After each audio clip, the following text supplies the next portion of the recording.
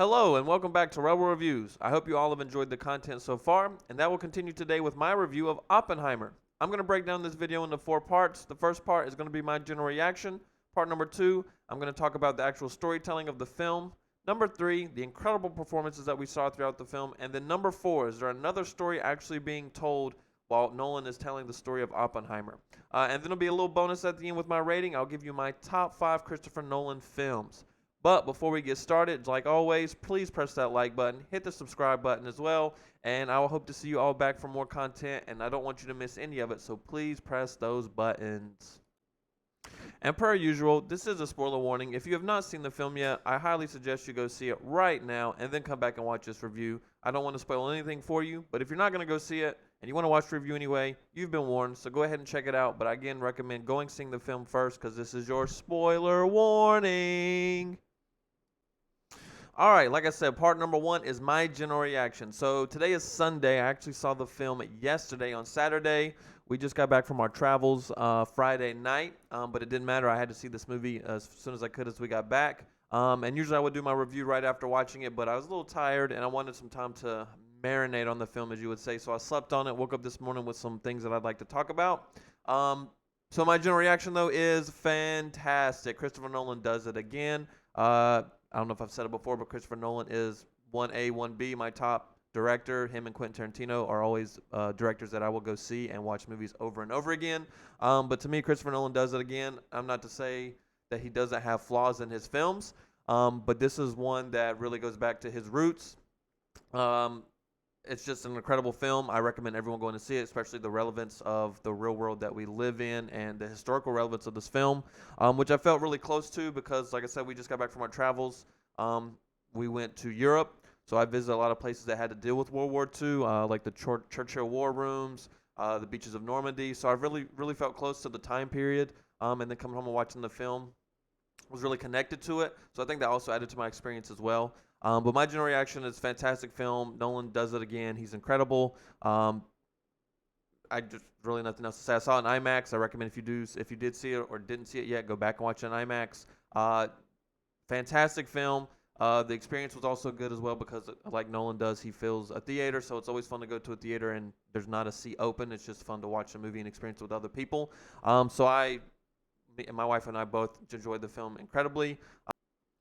So number two, the storytelling. So I said in my intro, the general reaction, Nolan goes back to his roots here. I know a lot of knocks on Nolan is he does a lot of non-linear storytelling. So we're back and forth. Sometimes it's useful, sometimes it's not useful. But like I said, the roots here. Memento was my first introduction to a Christopher Nolan film growing up. And the way he told the story in Memento, if you haven't seen it, is there's two different, I mean, it's a story going on, but there's two different timelines. One timeline is in color, one timeline is in black and white. And he kind of does the same thing here with Oppenheimer. The first person point of view that he said he wrote this story was all in color as if he was Oppenheimer. And then the black and white is happening in a different time period, but with the same characters, of course. So it kind of breaks it up pretty easily for you to follow it. So that's why I said back to your roots here with Nolan. He, I guess maybe he heard the complaints that people didn't understand what he was doing, but it works very well in this film. Nolan even said that the colored parts that you watch is more subjective, and then the black and white is more objective. So his use of storytelling here is fantastic. He, like I said, just kept it simple for the majority of the film. Again, this is a true story. He goes off of a book here. This isn't like it's not like Inception where he's creating something new. He's just telling a story in his own unique way, in which I'd like to point out, like, very unique. If I can't imagine someone else getting this story and doing it in a way that Nolan does it, it would just probably be the story of Los Alamos, people building the bomb blows up, and that's probably it. Nolan really tells a story here, and this is in part 4. I'll get to this too. I think there's also another story being told here in some way. Weird, maybe I'm overthinking or not, but the way he tells the story is fantastic. If you're not familiar with history, you may be lost at times about a couple of things. During the Oppenheimer, I like to talk about like the different types of communist. Oppenheimer's connected to it, so obviously there's like American Communist Party going on. So you can be a little confused there. Obviously, if you don't know Oppenheimer and the father of the atomic bomb, then you're gonna be learning a lot of stuff along the way. For the most part, my history on it was pretty well good. I was not familiar with the Strauss storyline in the story, and how he was the person who kind of orchestrated the downfall of Oppenheimer. I did know that, like, even after everything Oppenheimer did, he still, because of some his connect to some people involved in the Communist Party that he did lose his security clearance later on, and he was kind of shamed, and all that type of stuff. And they do point out like he's a womanizer and all that stuff, which I don't think they got too much in the film. There's only like 3 women in the film. Um, but yeah, so I knew a little bit about Oppenheimer, but not the main parts, especially with Strauss. Um, but the storytelling is incredible. It's easy to follow. He did a very good job of just keeping it simple. The most important part is, I think just understanding the story as well. It's real. As I'm watching the film, we're captivated by the performances and what's going on, and then at some points it hits you. There was one point during the Trinity test where they're seeing if the bomb's actually going to work. At that moment, it goes quiet and they're all watching or whatever, and at some point they all cheer or whatever. But in that moment, for me, and like like I lose the movie aspect of it.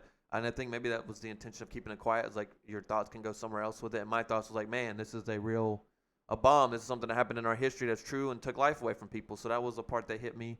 Because it's very easy to get distracted by how well it is that it's a movie, but there's parts where you think, well, this is real. And then the very ending of the film, the storytelling comes to an end, and like I guess I don't even know if I even thought how the movie was going to end. Maybe you could have thought, like I said, a generic director would have been the bomb blows up and that's it. That's not the buildup of the movie or the end of the movie. It does a very good job. The bomb happens, and it's probably another hour after that of the aftermath of the bomb. And I think that's also a part of the storytelling is the black and white is later, so that's like the after the bomb, like how life has changed. It's not in colorful color anymore. Like the after the bomb, the issue is what do we do with bombs now? And the black and white kind of like I think shows exactly how cold it is. So that's another useful part. And at the end of the movie, Strauss, the person who kind of orchestrated the downfall for his own gain on Oppenheimer, tells the story. He uses Strauss to like tell the story as it goes along with everything else. Like a man who is slighted feels, I don't know, he's made fun of in the film, the power he has, and what he could do with it, and it kind of parallels back to the bomb thing. And I'll talk more about this in part 4.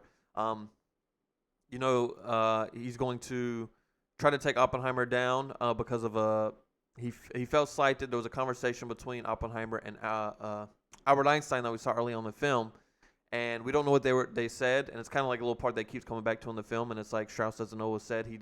He saw Albert Einstein after the conversation, and he kind of shrugged Strauss off. So it's almost like from that point forward, that's how Strauss decided to take Oppenheimer down from that point. And we actually find out at the end of the film, the storytelling led to that moment. It wasn't really the bomb moment. It was the moment of what did Albert Einstein and Oppenheimer say together at the end of the film. We finally get to see it. And throughout the film, there was a part where they thought that they built this bomb, and there's a chance that it would start a atmospheric reaction where if the bomb goes off, it would just cover the whole earth. And obviously they don't want to bomb a place and kill everybody in the world because what's the point? But people are still saying that today. We actually find out what they said, and at the point of the movie, in the middle of the movie or whatever, before they test it, Oppenheimer goes to Albert and wants him to check it, and Albert's kind of like not interested in whether the chain reaction is going to take place or not. He's like, you guys have already done the work. If you see it happens or whatever. And then obviously we know, and it turns out that the bomb doesn't start that atmospheric reaction, and it doesn't take over the whole world or whatever. But the conversation they had is about that, and Oppenheimer says, we didn't start a chain reaction with the bomb. We didn't kill the world, but we did. And that was the effects of making bombs, and that men could continue to do this over and over again now that we've already done it. And it's a very deep moment at the end of the film. That's how it ends. Like I said, it's very daunting. And it ends and you're like, wow. And it's still a quote from another Batman movie, The Dark Knight, when Michael Caine is talking to Bruce Wayne, or talking to Bale as Bruce Wayne. He's Alfred. And he's talking about the Joker and how men just want to do things for sport. And Michael Caine says, some men just want to watch the world burn. And that was the first thing that hit me when we hit that part where it's like, we are all at the mercy of any man who wants to set off a bomb. And it was created by someone who didn't even have that intention. Like I said, the scientists, the theorists, they just were creating something. They don't intend to do the harm that it can do. But now we're at the mercy of other men who have the power to do so. And it kind of goes back to the Strauss thing where, Strauss felt slighted and he had power to do what he wanted to try to take Oppenheimer down. And So the story does a really good job of showing just parallels of um, men with power and how we're all at the mercy of it, and at any time or any day, whatever in our lives, whether it's something as big as a bomb or just something small in relationships, we can really affect people.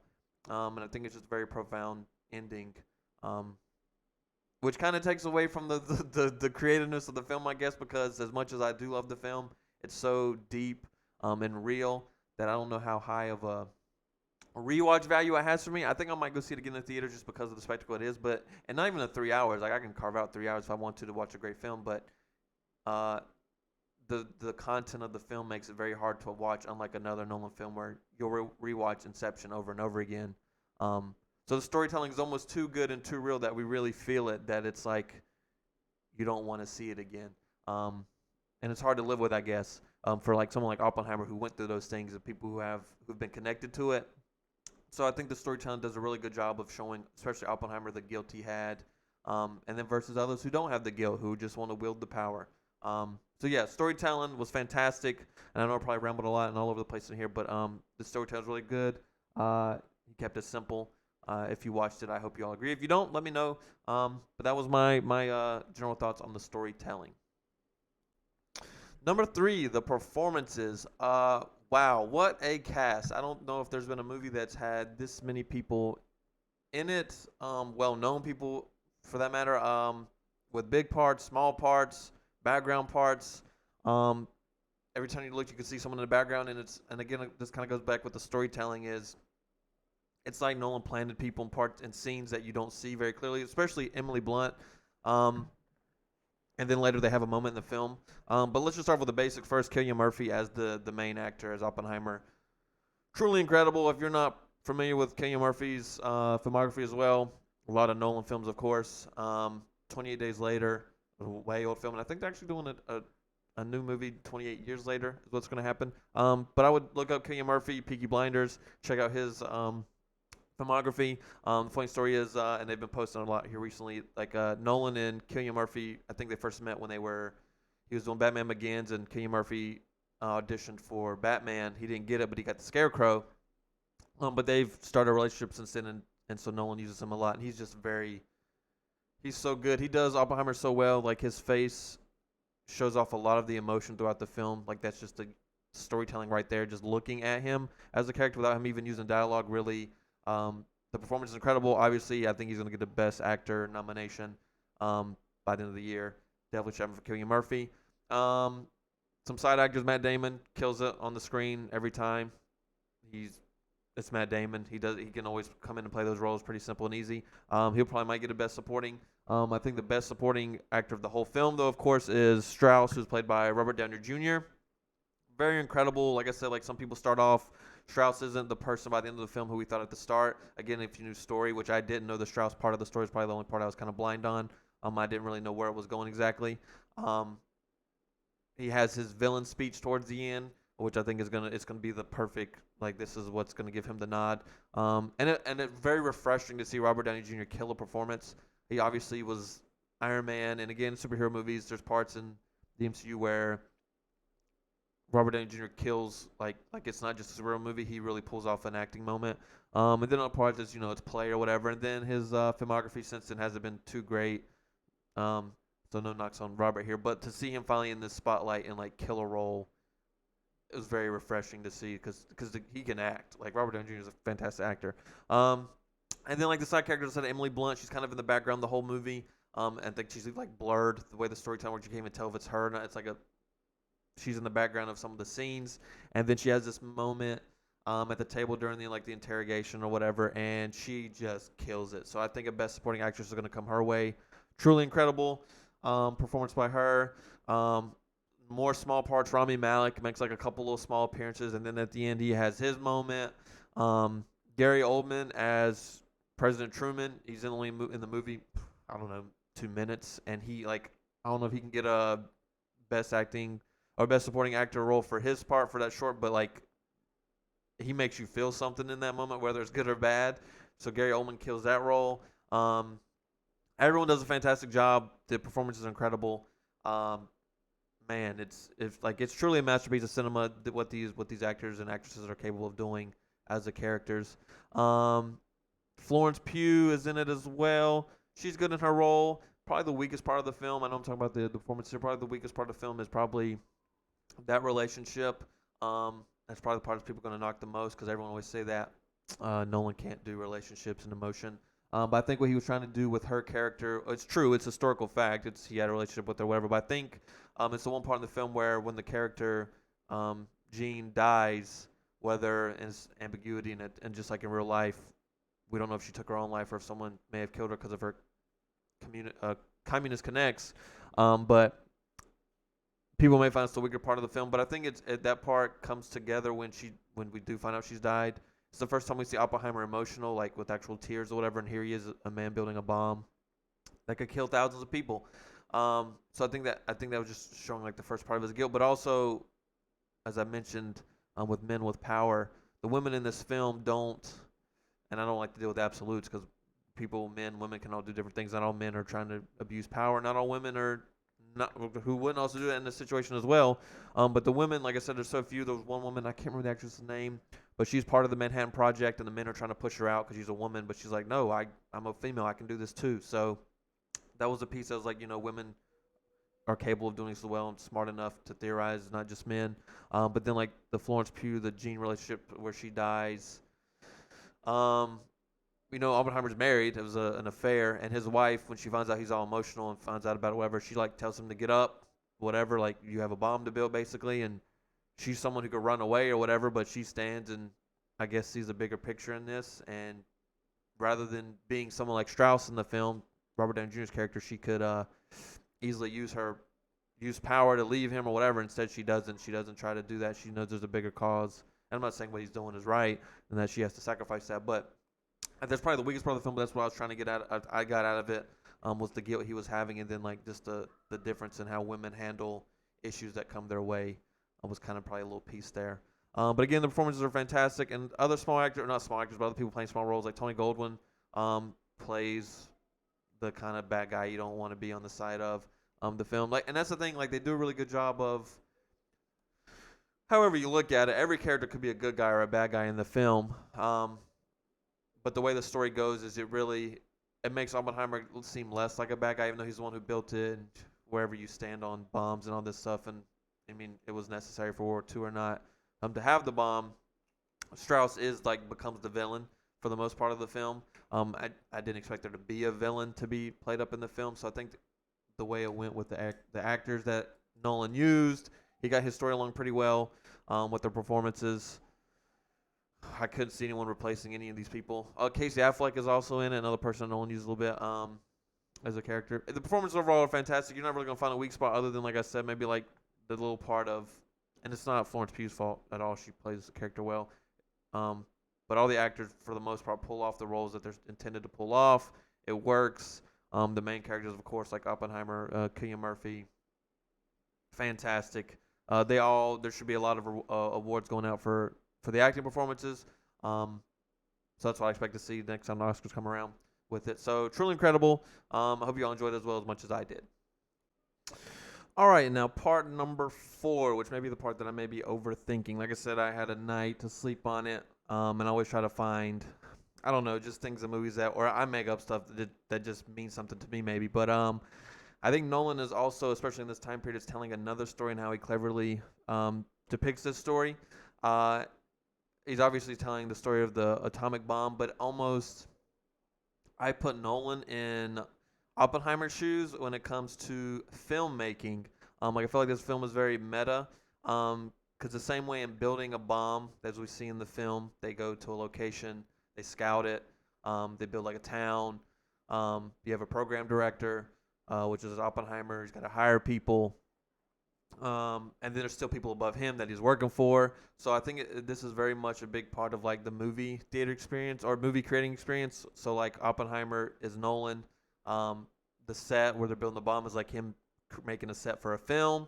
The people above him are like the studio heads. The people he hires are like the actors or whatever. I think it's very artistic how he does it. Like I see the two stories being told, and it's just like, and I always think of like George Lucas, and I think he's even said some weird. He changes his art, but like George Lucas once said, I create the art once it's out there. People do whatever they want with it.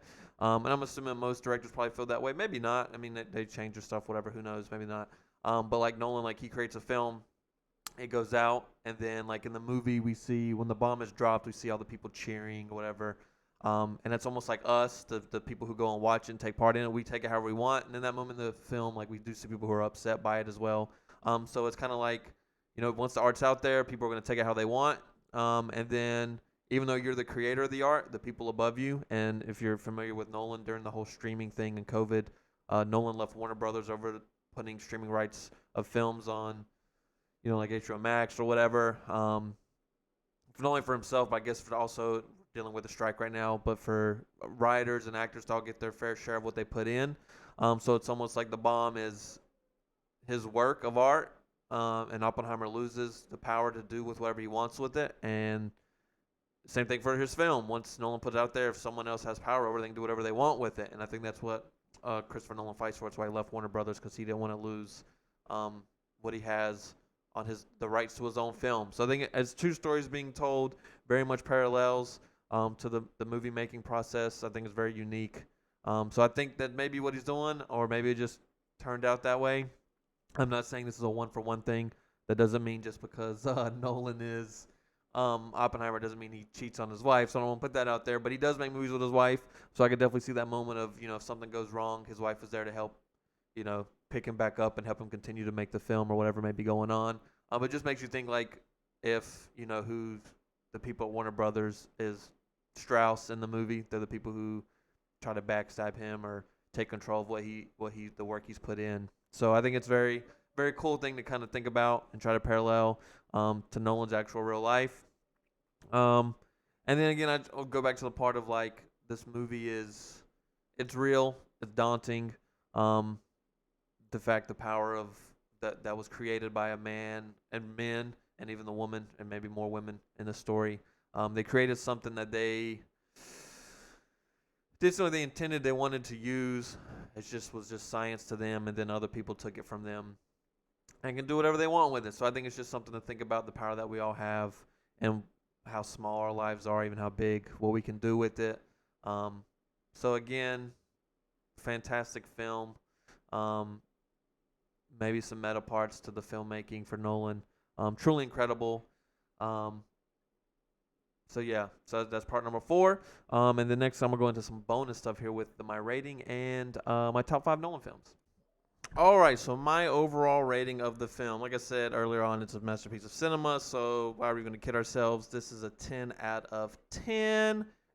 Fantastic movie. Again, the worst part is that it's actually a real story, and the content makes it hard to probably rewatch over and over again.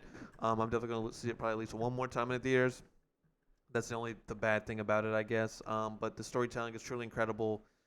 The acting is amazing from top to bottom. Everyone does a fantastic job. It's just really good, and I suggest not only just for movie experiences as well. I think you should see it if you haven't. And then just for the historical relevance, I think it's a movie that has to be seen. I think it's very important to understand the history, and especially when it's presented so well. I think everyone should check it out. So again, 10 out of 10 double R's. It's a beautiful film, the way it's made. So I highly suggest going to see that at least once. And then moving on, so my top 5 Nolan films. This is hard for me because like I said, I love Nolan. Even the films that have flaws, I really like. And he's got so many different movies. I mean, like Inception is out there. Interstellar, they're all very Tenet, something different. And then you have the kind of simplistic, the Dark Knight trilogy. And then you like the non-linear stuff, like Dunkirk, Memento, and you got Oppenheimer now. So things are very different. So this is hard to do a top 5, but I'm going to attempt to do it, and we'll start with my number 5. So my number 5, I didn't even mention yet. Number 5 Nolan film for me, and just because I just like it so much, even knowing the twist, it's still fun to watch for me. So my number 5 is The Prestige, and that's got Christian Bale, Hugh Jackman, Michael Caine. They all kill their roles. It's a fantastic movie. So number 5, The Prestige. If you haven't seen it, go check it out. Number 4, this is, like I said, my first introduction into Christopher Nolan. I think Memento with Guy Pearce. And I always mess up Pantaleone or whatever the side actor in it is also in it. Fantastic film. Again, it's the different storytelling, the black and white, the color, non-linear paths. So Memento, if you haven't seen that one, go check it out. Number three, this might be the shock because I just praised it so much. I'm gonna go Oppenheimer number three. Fantastic movie, wonderful, 10 out of 10. Again, performance is killing it. I just think I'm just gonna lower it just because it doesn't have a huge rewatchability for me, just because of how deep the content is. So number three will be Oppenheimer. Again, if you saw it, let me know how you liked about it, felt about it. If you didn't see it yet and you just watch this video anyways, go see it. Number two, this is hard. 1A, 1B. That's how I could put it. Just depends on the day. But number two, I'll just do it. Inception. We'll go number two. Inception. What a very genius creativity that he uses to tell the story of the dreams within a dreams, and I think that's what's so good about it. Is it's a very complex story, but he breaks it down very good that it's easy for you. For the most part, it's an easier film to watch of all those other crazier ones. Um, and it's huge high rewatchability. And cool thing is the bridge scene where they have Leo and I'm forgetting the name. Where they do the mirror sequence of the bridges. That's actually in Paris, and I actually got to visit that location here on our trip. So that was pretty cool. So Inception number two, and then number one. If you know me, you know me. The Dark Knight. We're just going to Dark Knight number one. Fantastic film. It's my top comic book movie. Rivals up there with Spider-Man 2. I think those always been the classics, the best. So number one will be The Dark Knight for me, and then tomorrow I could say Inception. It just goes back and forth.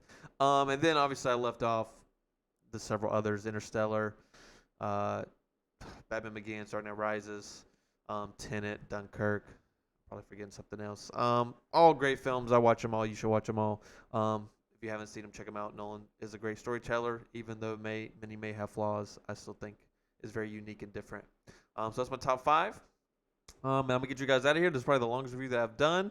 Thank you for watching. Thank you for hanging out. If you haven't pressed that like button or subscribed yet, please do so that you can catch all notifications for any and all new content. And I will welcome you all back on the next review.